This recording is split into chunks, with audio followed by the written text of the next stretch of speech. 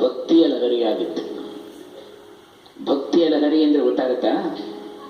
ಭಕ್ತಿಯ ಲಹರಿ ತುಂಬ ಅದ್ಭುತವಾಗಿ ಹಾಡಿದ್ರೆ, ಬಹಳ ಚೆನ್ನಾಗಿ ಹಾಡಿದ್ರೆ. ಏನು ಭಜನ್ ಸಾಮ್ರಾಟ್ಗೆ ಯಾವ ವೇದಿಕೆ ಕೊಡಬೇಕು ಅಂತಿತ್ತೋ ಅದನ್ನು ಒಳ್ಳೆ ಸ್ಥಾನನ ಉಪಯೋಗಿಸ್ಕೊಂಡ್ರಿ.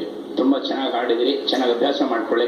ಅದರಲ್ಲೂ ಸಾಥಿ ಕೊಟ್ಟರು, ತುಂಬ ಚೆನ್ನಾಗಿ ಕೊಟ್ಟರು, ಹಾರ್ಮೋನಿಯಂನಲ್ಲಿ ಮತ್ತು ತಬಲದಲ್ಲಿ. ಅಂಥ ವಿದ್ವಾಂಸರಿರೋದ್ರಿಂದ ಇಂಥ ಮಕ್ಕಳ ನಿರ್ಮಾಣ ಆಗುವಂಥದ್ದು.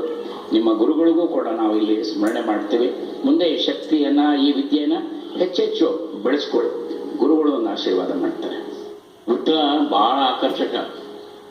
ಪಾಂಡುರಂಗ ಅವರು ನಮ್ಮ ಪ್ರಥಮ ರಾಷ್ಟ್ರಕವಿ ಇದಾರಲ್ಲ ಗೋವಿಂದ ಪೈ ಅಂತ, ಅವರು ವಿಠ್ಠಲನ ಸನ್ನಿಧಿಗೆ ಹೋದಾಗ ವಿಠ್ಠಲನ ಕಂಡು ಆ ವಿಠ್ಠಲನ ಬಗ್ಗೆ ಯಾವ ಭಾಗ್ಯದಲ್ಲಿಗೆ ಬಂದೆ ಅಂತೇಳಿ ಪಾಂಡುರಂಗ ಬಗ್ಗೆನೇ ಹಾಡಿದ. ಆ ಭಜನೆ ಇದ್ದಾಗ ಇದೆ, ಪುನಃ ತಿಳ್ಕೊಳ್ಬೇಕು.